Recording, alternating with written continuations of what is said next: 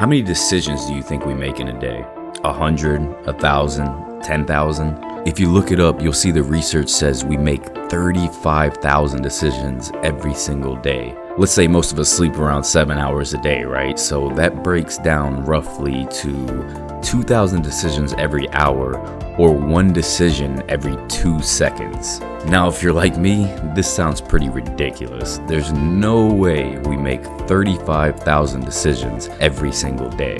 I thought that because I was only looking at the big decisions and kind of neglecting the little insignificant decisions we make. Like, for example, let's use the video you're watching right now as an example. You probably just spent around 35 seconds watching the intro to this video. So in theory, you should have made about 12 decisions from the start of this video.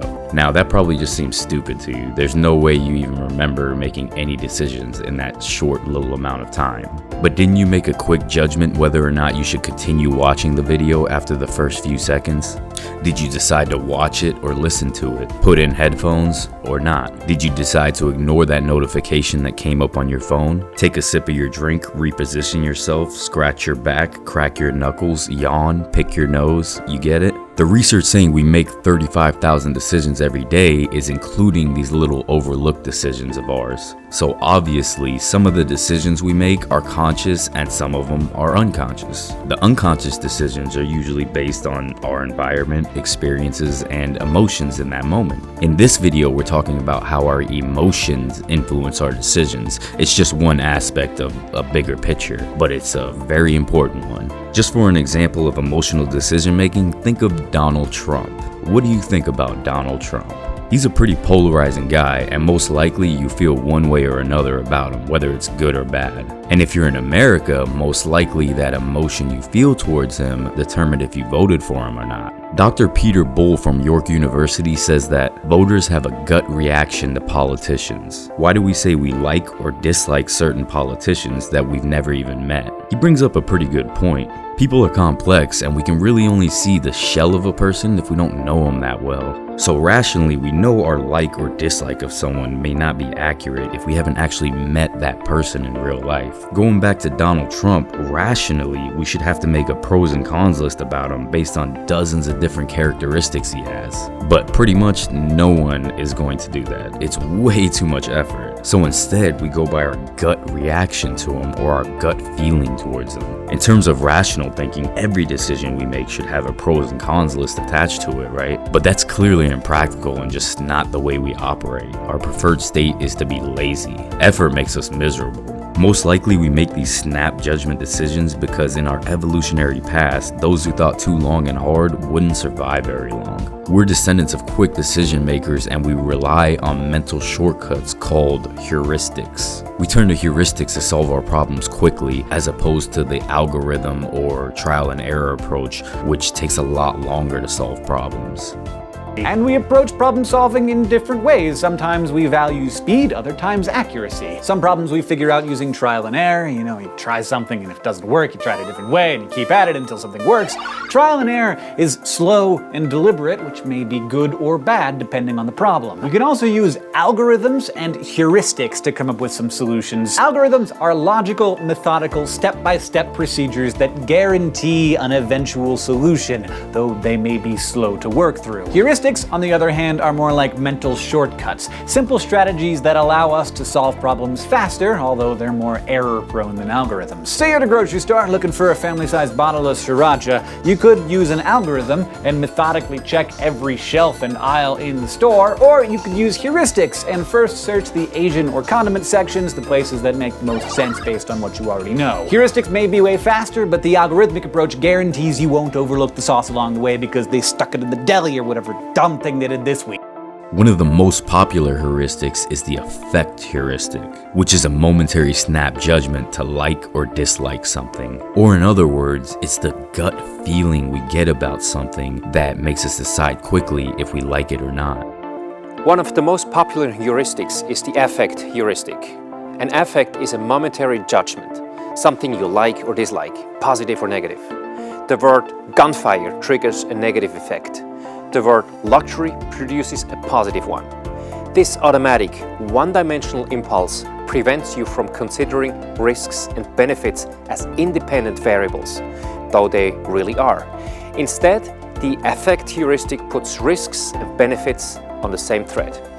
Our emotional reactions to things like radiation, organic vegetables, private schools, or motorbikes determines how we assess their risks and benefits. The affect heuristic puts risks and benefits on the same sensory thread, and this causes us to make a quick assessment of whether it has more risks than benefits or less risks than benefits. And we quickly decide if we like it or don't. If we like something, we'll believe that the risks are smaller and the benefits are greater than they actually are in reality. And if we dislike something, it's the opposite. We'll think that the benefits are smaller and the risks are higher. For instance, most people justify their daily coffees because of the benefits of consuming caffeine, but neglect to see the risk associated with the 30 grams of sugar they add to that coffee. In reality, most people drink coffee because they like it. It's an emotional decision. In fact, for most people, they eat based off of what they feel like eating and not what they think they should be eating. Whether we like it or not, we are puppets of our emotions. Against our best intentions, we make complex decisions by consulting our feelings, not our thoughts. We always tend to substitute the question, what do I think about this, with the question, how do I feel about this? Which consulting feelings to decide is fine in some situations, but we don't want to be slaves to our emotions and have it dominate all of our decision making, because it could lead to making some bad decisions. A lot of emotional decisions are based on how much pleasure something brings us or how much pleasure it takes away from us, which more often than not isn't the right measurement to go by for making decisions. See, we confuse freedom with slavery, right? And it sounds funny, but we do. We think, I'm gonna do whatever feels good, whatever makes me happy, right? How many times we say that? Whatever makes you happy, do whatever feels good. That is not freedom, that's slavery, because you are actually addicted to your feelings. You're addicted to your emotions. And that's how most kids at this day and age, that it's the instant gratification, right? That's how they live. So you have to point that out. If you were a free person, you'd be able to say no to your feelings at the right times, because not saying our feelings are bad, obviously. You'd be able to say no to those feelings, and you'd say no, because I want to live like this. So I'm gonna go to bed on time.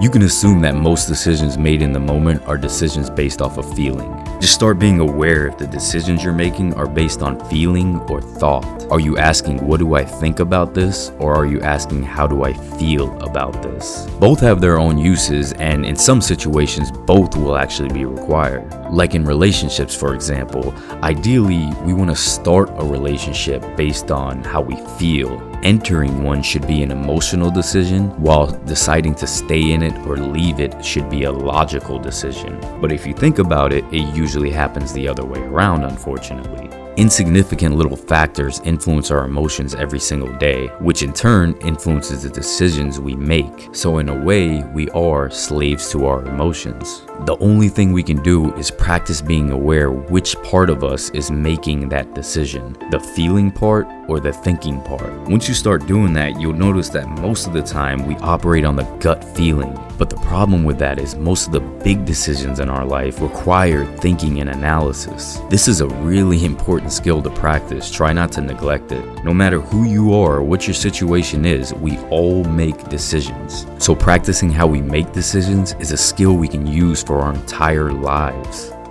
The pros and cons list is the one technique that most of us have learned at some point in our lives for making a complex decision. Franklin is doing this in the 1770s, Darwin's doing it in the 1830s, and the fact that we're still doing it suggested to me that the science of making complex decisions was somewhat stagnant, that surely there were better techniques out there, there were better ways to think about these kinds of choices.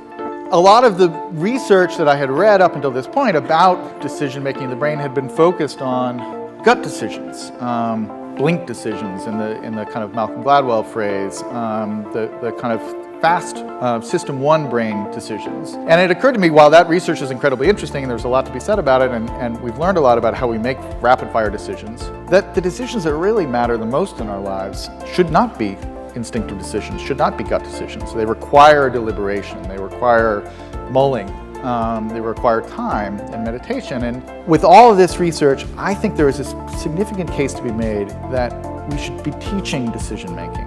There's a great body of of research now and tools and strategies to be used.